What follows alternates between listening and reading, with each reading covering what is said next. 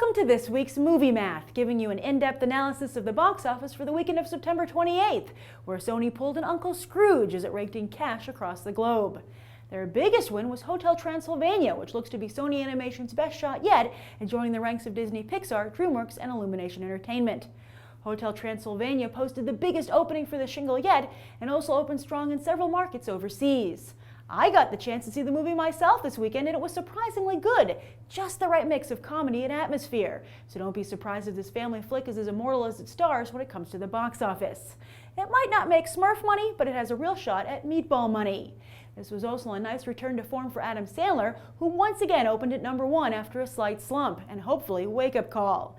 And while Hotel Transylvania didn't match the opens of The Lorax and Brave, it's still able to boast the biggest September opening to date. And kudos to director Genndy Tartakovsky, who seems to have parlayed his tremendous success on the small screen to the silver screen. And Sony really covered its bases this weekend, as it also claimed the #2 spot with Looper.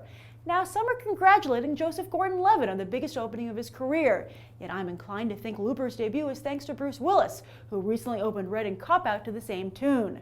However, according to CinemaScore, audiences gave the film a B, which is right in line with the 8 the sci-fi flick got here on Beyond the Trailer, the average audience rating for this show. That's not to say Looper doesn't please its target demographic, but it is a sign that it might not be clicking with mainstream audiences. We'll get a better idea next weekend when we see how it holds up.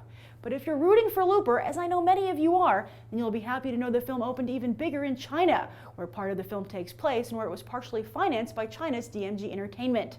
China is quickly becoming a huge player in Hollywood, with DMG also partially financing Iron Man 3, which also takes place in China. They also offer up a huge movie-going audience who can deliver headlines like this. Perhaps that's why James Cameron also made headlines recently, saying he was thinking of featuring Chinese Na'vi in future Avatar films. Back to Sony, they also scored with Resident Evil Retribution, which was #1 overall overseas for the 3rd consecutive week in a row. So while the zombie flick might be up to just $38 million here in the US, it's already pulled in $137 million abroad. Get ready for Resident Evil 6. But while Sony's success was the lead story this weekend, Universal also gave Hollywood something to talk about, or perhaps more accurately, sing about. Yes, despite playing in just 335 theaters, Pitch Perfect took the #6 spot, meaning audiences are not yet gleeked out after all. With both that film and End of Watch, which fell just a little under 40% in its second weekend, look for Anna Kendrick's star to be on the rise. The same can't be said for Maggie Gyllenhaal, though, who had yet another box office flop with Won't Back Down. As for the rest of the box office, last week's debut films held up reasonably well in their second week, all dropping around 40%, with the exception of Dread, which fell more than 60% and out of the top 10. Moving over into the specialty market, it looks like The Master might have indeed peaked too early, as the Oscar contender also dropped close to 40% and isn't even in wide release yet. But The Perks of Being a Wallflower is still very much an up-and-comer, expanding its theatrical run and playing to packed theaters. Just one's not as crowded as Pitch Perfect. Looks like these wallflowers are still not the most popular kids in school, or this time the box office. As for this coming weekend, Taken 2 is expected to easily take the #1 spot, while Frankenweenie also looks to post strong numbers for a stop-motion flick.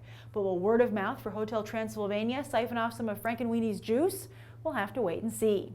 And that's the weekend box office. I'm Grace Randolph, and we just did some movie math. As always, thanks for watching, and I hope we'll go beyond the trailer for these other top movies.